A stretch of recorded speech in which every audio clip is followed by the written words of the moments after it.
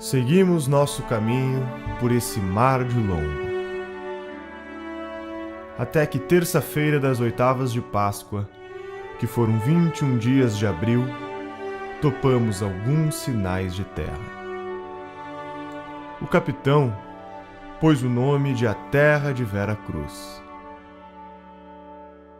E dali avistamos homens que andavam pela praia, uns 7 ou 8. A feição deles era serem tanto avermelhados, de bons rostos e narizes bem feitos. Seus corpos são tão formosos que não pode ser mais. Eles não lavram nem criam. Nem há aqui boi ou vaca, cabra, ovelha ou galinha, ou qualquer outro animal que esteja acostumado a viver do homem. Enquanto ali andavam, dançaram e bailaram, sempre com os nossos, ao som de um tamboril nosso, como se fossem mais amigos nossos do que nós, seus. Até agora, não podemos saber se há ouro ou prata ou outra coisa de metal ou ferro. Águas são muitas, infinitas, e desta maneira dou aqui a vossa alteza conto do que nessa vossa terra vi. Deste porto seguro, da vossa ilha de Vera Cruz, hoje, sexta-feira, 1º dia de maio de 1500, Pero Vaz de Caminha.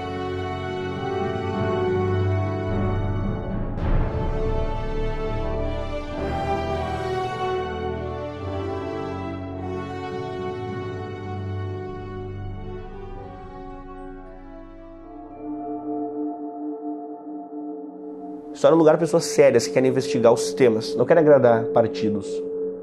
Querem investigar os temas. Isso é história. História não é exercício de simpatia. O historiador, já ensinou Leopold von Ranke, ele deve ser emocionalmente frio. Ele deve olhar a fonte e tratá-la com respeito.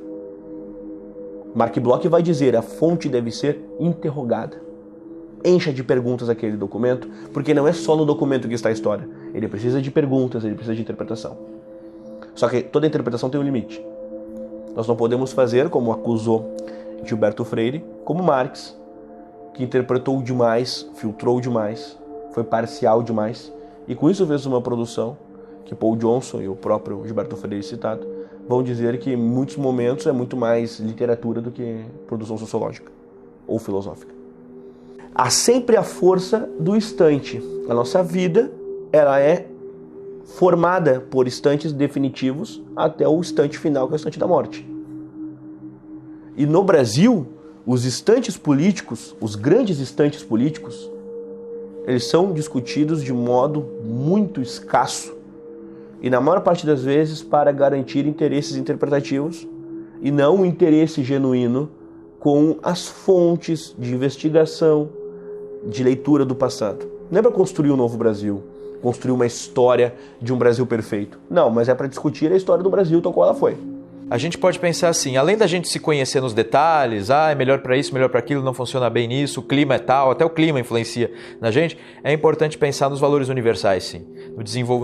Digamos, na conversa com os homens de todos os tempos e de todos os lugares. Afinal, existem muito mais pessoas mortas do que vivas. Então, a gente aprender com a humanidade é ouvir os mortos. São estes momentos que formam a nacionalidade. O que é o senso da nacionalidade? É a memória dos grandes feitos realizados em comum, onde todo o povo sente que está participando. É isso que é, vamos dizer, a identidade nacional. Agora, o nacionalismo brasileiro é assim, sempre foi um nacionalismo, primeiro, geográfico e não histórico. Hegel já dizia, a América Latina não tem história, só tem geografia. Então, é um nacionalismo idiota, feito de orgulho do território, como se nós tivéssemos feito o território. As nossas matas, o ouro, os minerais, o petróleo é nosso, a Amazônia é nossa. Quer dizer, é um negócio geográfico. Em segundo lugar, é um nacionalismo ressentido, que não é um nacionalismo, é um anti-americanismo apenas. Então, nós não temos, pelo menos no século XX, não temos uma verdadeira cultura nacionalista que teria que ser feita em torno dos valores nacionais efetivos, condensados nesses momentos em que o povo fez o seu próprio destino. Por que o Brasil é o país do futebol? Porque a gente não para de recordar a história do futebol. A gente está sempre lembrando das Copas, sobretudo a Copa de 70 com Pelé, a gente lembra dos outros, e sempre os nomes circulam, os nomes deles, né? Eu sou de Santos, em Santos tem estátua do Pelé, lá perto da minha casa. Como a gente lembra da história do futebol, cada um torce para um clube, você torce para um time. Você vai memorizar o título dele, o que ele fez no ano tal, quem foram os grandes jogadores. É assim que faz, você vai ter orgulho disso. Não é? Você vai ter que querer o quê? Manter um padrão de antigamente. Não, nós já fomos campeões disso. Te dá um orgulho, uma autoestima, você quer manter aquele padrão. Cadê? O da inteligência, o da moral, o da política, o do heroísmo, o da guerra. Assumiram com todos. Tem o que? O Olga Benário. Fazem filme de Olga Benário. Uma militante comunista, soviética, treinada na Rússia para matar brasileiro aqui, para implantar comunismo. É isso que fazem filme, 2004, se não me engano. A falta de heróis está tão grande assim, a falta de modelos, a falta de arquétipos, de paradigmas. Não está tão grande. Brasil Colônia. Esse processo durou da metade do século XVI até a primeira metade do século XIX, tendo variações geográficas ao longo desses quase 3 séculos de existência.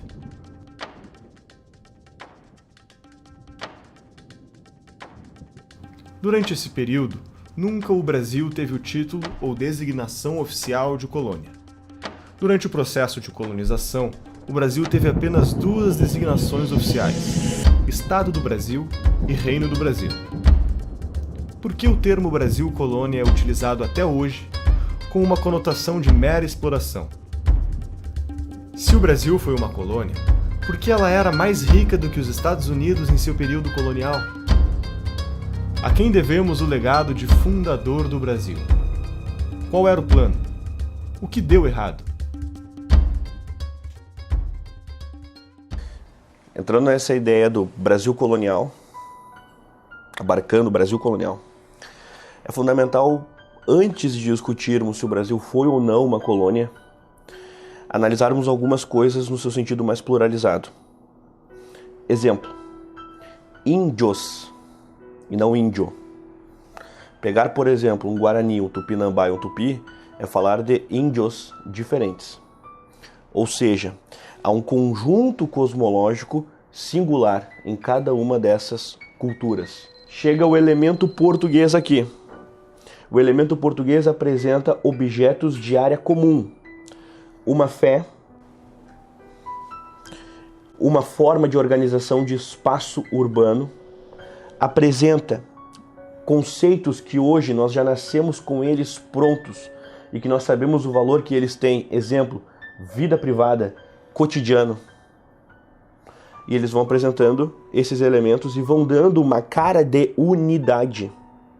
E essa cara de unidade, essa consolidação, é que vai possibilitar uma discussão se o Brasil foi ou não uma colônia, já que nós vamos encontrar um processo civilizatório ocorrendo no Brasil, e não apenas uma colônia per si em que a exploração ocorre. O pessoal às vezes fala sobre a extração do ouro e reclama do tempo em que você pagava 1/5 do ouro explorado para a coroa portuguesa. Quem dera se hoje eu pudesse pagar 1/5 de impostos. Não é verdade? Eu pago muito mais e não pago por uma coroa e não recebo em volta. Se o Brasil era uma colônia, por que éramos uma colônia mais rica, por exemplo, do que os Estados Unidos na sua fase colonial? Quais são os méritos do processo português no Brasil, já que nós tantas vezes não os discutimos e nós não vemos esse tipo de discussão? Quais são esses méritos? E por que a história do Brasil é explicada sempre a partir apenas dos ciclos econômicos? Então, se a ideia é falar de um Brasil português, ela pelo menos me soa sempre melhor. A história do Brasil é riquíssima, né? Nós normalmente perdemos de vista, infelizmente, a substância da forma como, vamos dizer assim, o elemento essencial de como a educação no Brasil ela foi, vamos dizer, praticada desde o período da fundação do Brasil. Tá? Quer dizer, o período colonial foi um período em que, claro, nós não tivemos uma pulverização da educação, os processos pedagógicos, eles ainda eram muito restritos, né, a certos nichos, a certos grupos, mas nesses grupos, nesses nichos, nós tínhamos ali verdadeira educação. E é difícil discutir esses temas. Por quê? Porque ainda há, no nosso tempo, uma imagem muito ruim construída sobre as mais variadas justificativas de nossa tradição. Dom João VI continua sendo associado a um gordo, corno, comedor de coxinhas. E até onde isso vai? O pessoal adora, dentro da historiografia, dizer que tal contexto foi bom ou ruim para o indígena, mas olhando sob o viés contemporâneo, sob as células oculares de nosso contemporâneo. Mas vamos nos remeter lá ao século XVI. Vocês já pararam para pensar que, para o indígena, aqueles espelhos representavam uma coisa excelente? E que o pau-brasil para eles era uma coisa banal? E de que, nesse sentido, eles escolheram aquilo. Eles também tinham uma autonomia humana. Brasil Imperial é um período da história brasileira entre 7 de setembro de 1822, a independência do Brasil, e 15 de novembro de 1889, a proclamação da República. Neste período, o Brasil foi governado por dois monarcas, Dom Pedro I e Dom Pedro II. Como realmente foi a fundação do Brasil? Durante esse processo, muita coisa aconteceu. Uma versão da história é conhecida, a outra, nem tanto. A questão do José Bonifácio apareceu para mim, sobretudo quando eu estava querendo saber a respeito da nossa fundação, quem era o nosso fundador. Aqui no Brasil, nós tínhamos aquela ideia de que um português da família real, montado num jumento, na verdade era uma mula, né? Numa mula, com caganeira, gritou independência ou morte. E quando as pessoas me contavam sobre suas independências nos outros países e perguntavam da minha, eu percebia, eu não posso falar a minha história, não, isso não faz sentido. Não.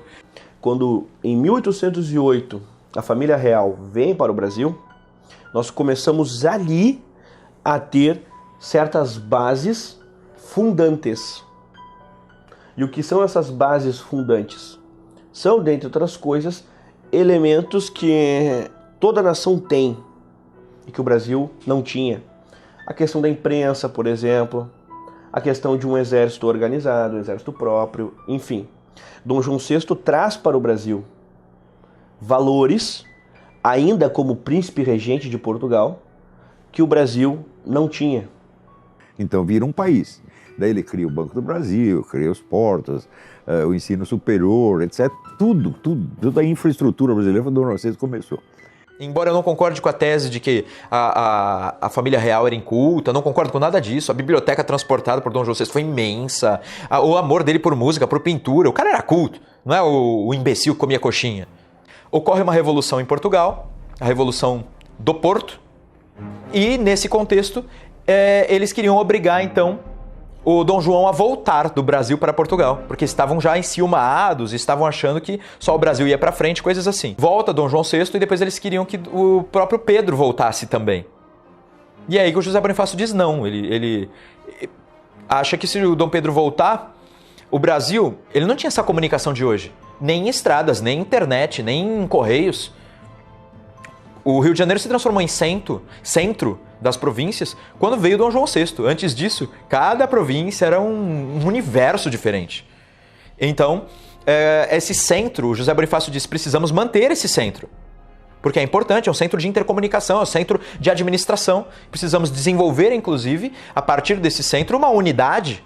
Então, José Bonifácio, em alguma medida, Dom João VI, na prática, ele deixa a estrutura do que seria o Brasil. José Bonifácio inventa com consciência, consciente do que fazia. O Brasil tem que ter este território unido.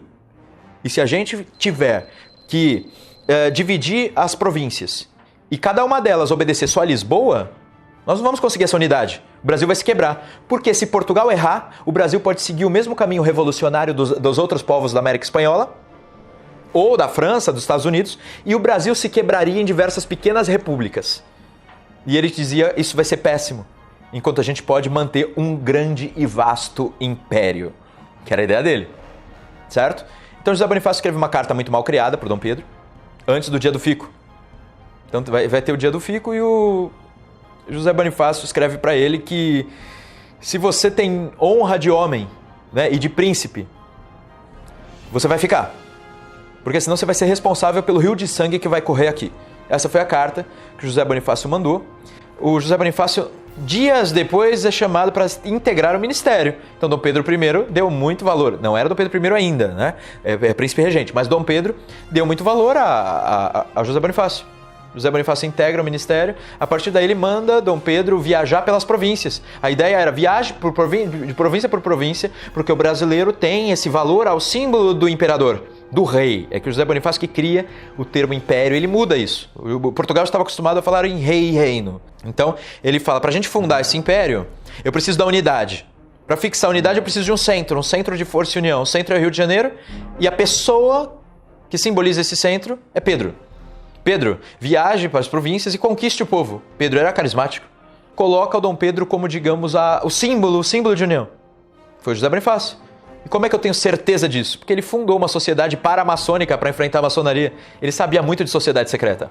Ele fundou uma sociedade secreta chamada a Nobre Ordem dos Cavaleiros da Santa Cruz. Santa Cruz, um dos nomes antigos do Brasil. Na sociedade secreta dele tinha uma das lojas, né, que ele não chamava de loja, chamava de falência, chamava-se Independência ou Morte, muito antes do grito. Ele inventou o termo.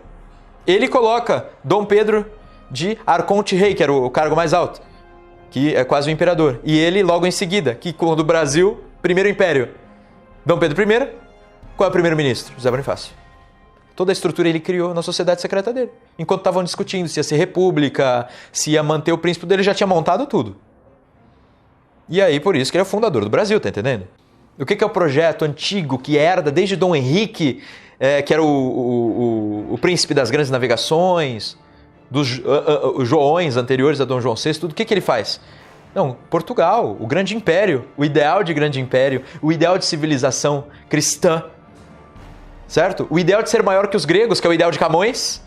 Ele diz Portugal superou os gregos. Aquilo que cantavam os gregos fica pequeno se a gente fala das grandes navegações de Portugal. Esse é o ideal. José Bonifácio traz para o Brasil.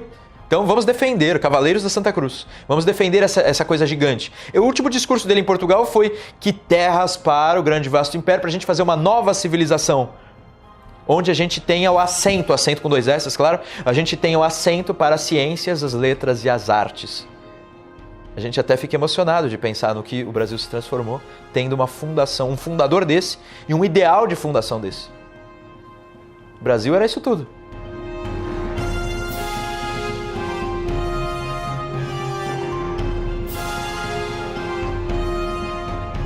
E tudo isso eu digo porque José Bonifácio é o estrategista da independência, estrategista até de guerra, porque ele monta a Marinha do Brasil e diz que o principal elemento era a Marinha. Por quê? Para a guerra não se travar nas casas das pessoas. Vamos travar a guerra no mar. Quando eles estiverem vindo, a gente já os derruba. A Marinha do Brasil é grata a ele até hoje. Então, assim, ele tem a visão total, estratégia de guerra, estratégia de integração nacional por meio do símbolo unificador, a estratégia do Centro de Força e União, que é local também, no Rio de Janeiro, a estratégia diplomática. Ele nomeia pessoas especiais para ir para a Inglaterra, para a França, para a Argentina, que não era ainda a Argentina que a gente começa, era a Confederação da Plata e uma série de coisas, para os Estados Unidos, dando ordens, faça isso, faça aquilo, faça aquilo, faça aquilo. Esse é o nosso primeiro império, ele fez tudo isso. Ideia para educação de escolinha. Ele disse método tal para educar crianças. Universidade vai ser fundada em São Paulo com essas e essas bases, cursos tais e tais. Tá? Como tratar os franceses? A gente faz isso e cria um ciúme com os ingleses. Se eles não obedecerem, a gente vai para os ingleses. Se eles não gostarem, a gente fala que a gente se une com os argentinos e mata todos eles. E coisa assim. Ideal de integração americana, que fala, não sei o que a esquerda pega, Foro de São Paulo, tem nada a ver, ele inventou. Com outros objetivos, com outras funções, com aproveitamento evidentemente comercial, mas sobretudo de autodefesa. Não vamos deixar a Europa mandar aqui. Brasil, República. A República no Brasil surge principalmente a partir de 3 questões. A primeira está relacionada à forma com que o abolicionismo foi feito. Naquela época, os escravos eram tidos como propriedade. e, como toda propriedade, tinha um valor de mercado. O abolicionismo foi feito de tal forma que os proprietários não receberam nenhum ressarcimento para abrirem mão de seus escravos. Isso fez com que o Império perdesse o apoio dessa classe. A segunda questão está relacionada ao exército. O exército lutou na Guerra do Paraguai por um tempo excessivo. Existia um desprestígio em relação à marinha, pois o Império privilegiava e premiava a marinha enquanto o exército estava morrendo na Guerra do Paraguai. Isso fez com que Dom Pedro perdesse o apoio do exército também.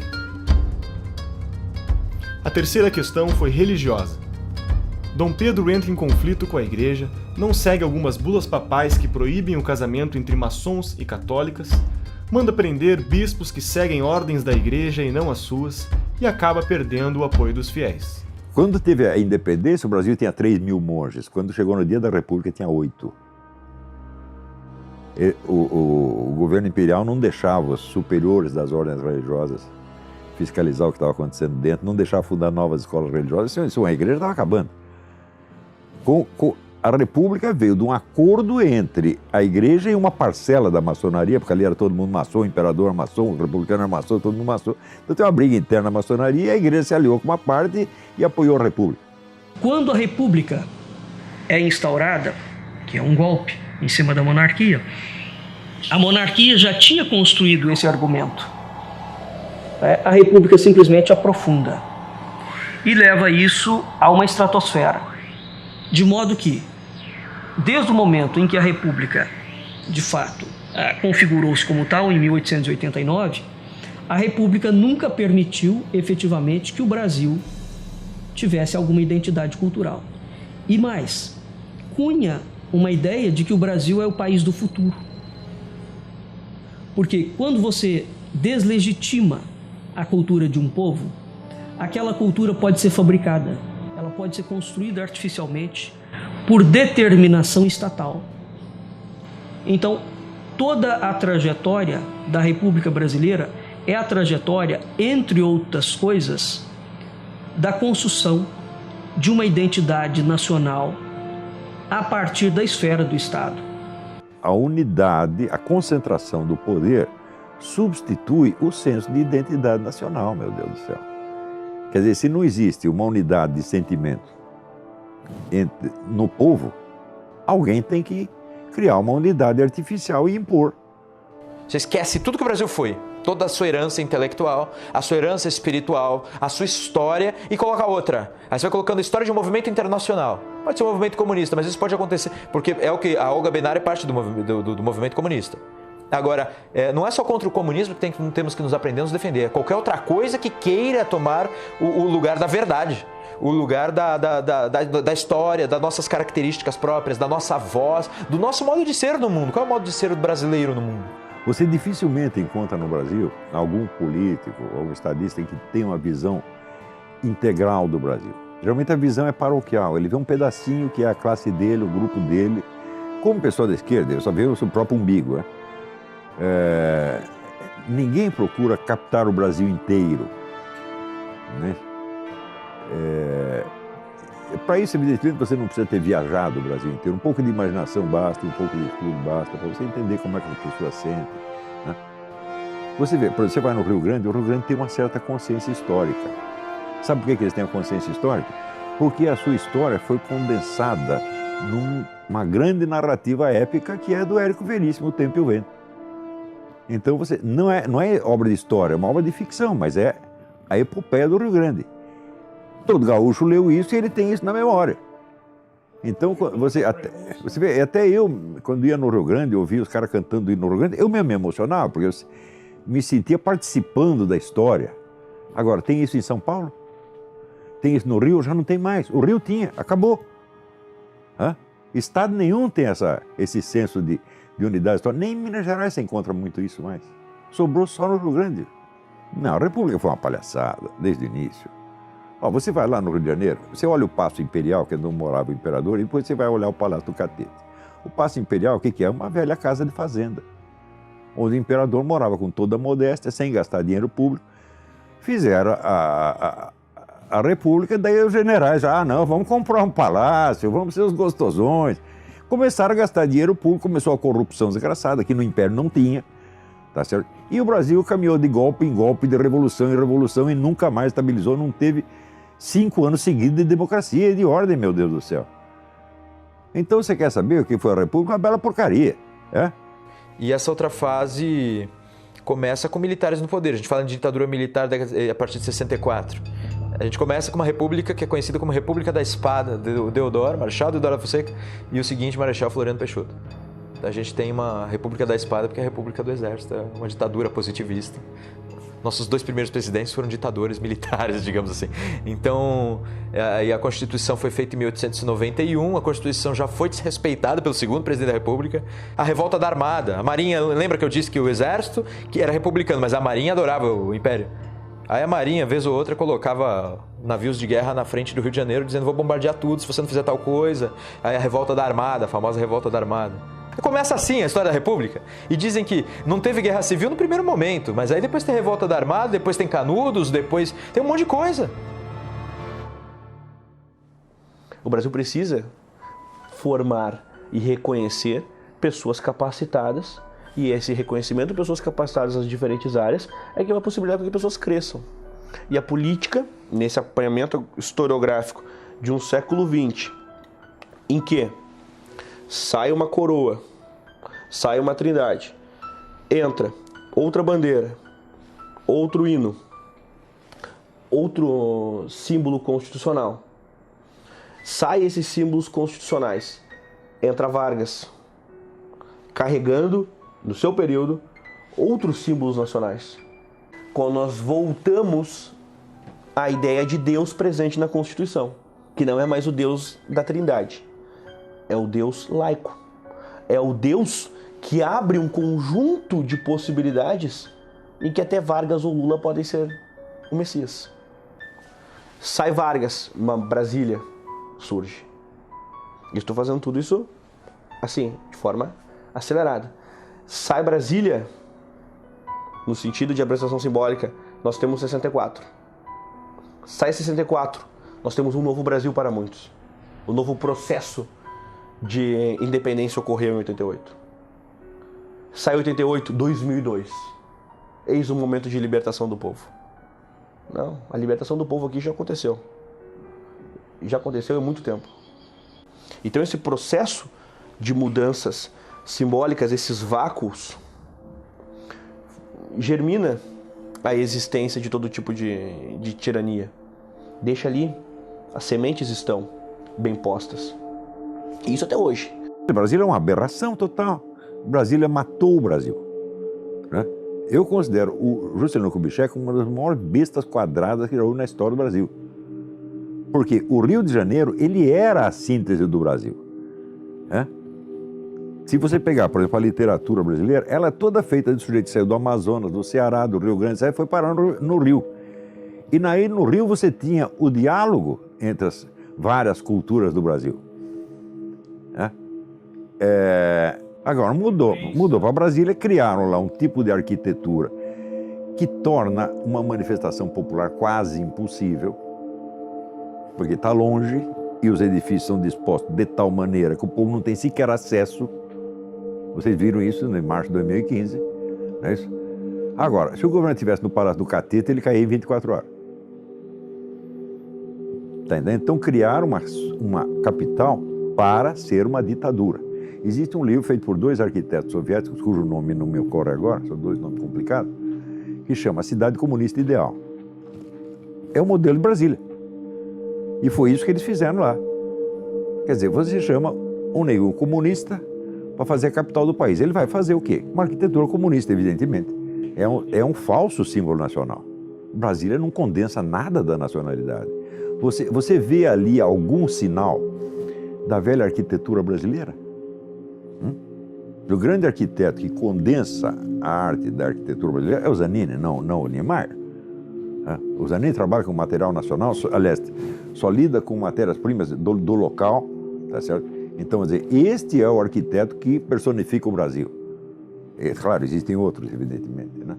Eu gosto muito do Marcos de Vasconcelos, tem vários arquitetos notáveis, mas o Niemeyer não é um deles, né? A arquitetura de Niemeyer, como a do tal do Vila Nova Artigas, arquitetura comunista, tá certo? Agora, a arquitetura comunista é a arquitetura para um governo centralizador. Agora, quem está no governo? Não precisa ser os comunistas. Foram os militares que ocupam. Eles fizeram a capital e deram para os militares. E daí veio uma ditadura falando, mas vocês fizeram a capital para ser uma capital da ditadura, virou uma ditadura, pô. Regime militar. Esse período durou de 1964 a 1985, época marcada pelos atos institucionais e pelos 5 governos militares. Governo Castelo Branco, Governo Costa e Silva, Governo Emílio Médici, Governo Geisel e Governo Figueiredo. A saída do João Goulart foi precedido também de várias ações. As mulheres nas ruas, em marcha, a Igreja Católica, os padres pregando abertamente que Deus orasse pelo Brasil, Deus abrisse seus olhos para o Brasil e tirasse o governo ali. Toda a mídia, exceto o jornal Última Hora, a OAB, a questão dos empresários também. Por que os empresários? Eles não queriam suas empresas estatizadas. Os produtores rurais. Por que os produtores rurais? Porque eles não queriam ter as suas propriedades confiscadas. Então está todo mundo interessado. Os padres, né, a Igreja Católica, porque nos comunismos não tem religião. Muito pelo contrário, os religiosos são perseguidos. Como Fidel Castro perseguiu os religiosos da raiz, da matriz africana. Ninguém mais aguentava o governo João Goulart, que realmente estava desmantelando o país. Então, fizeram o que foi até então a maior manifestação popular da história e derrubaram o governo com a promessa de fazer novas eleições em 6 meses. Depois de 6 meses, decidiram que era melhor ficar por lá mesmo. E ficaram 20 anos, meu Deus do céu. O que se espera que aconteça? Que eles saiam de lá com grande popularidade? Até que saíram, tiveram popularidade, até o governo Médici, o presidente Médici, do qual se fala tão mal, ele, na última semana de governo, ele tinha 82% de popularidade. Depois, com o Geisel e Figueiredo, a coisa foi caindo. Quando eles saíram, não tinha popularidade nenhuma. Está todo mundo por aqui com eles. E olha, tem um ditado que diz que o hóspede não deve ficar na casa mais de 3 dias, porque no 4º dia já começa a encher a paciência. Os militares cometeram esse grande erro, disseram, nós vamos ali resolver o problema e vamos para casa. Ficaram lá 20 anos, meu Deus do céu. Aquilo poderia ter marcado a nossa história para sempre. Bastava que eles cumprissem o que prometeram ao povo. O Brasil tem um risco. O que é o risco Brasil? Nós temos uma Constituição extremamente interventora, extremamente forte, em que o Estado manda sempre, manda em tudo. Se elegermos um socialista ou um comunista em cima dessa Constituição, você tem facilmente um Estado totalitário. Porque juridicamente ele já tem o poder para criar o Estado totalitário. Ele não tem bloqueio nenhum, ele não tem limite nenhum. Ele tem um Estado quase que ilimitado, que ele pode brincar com isso.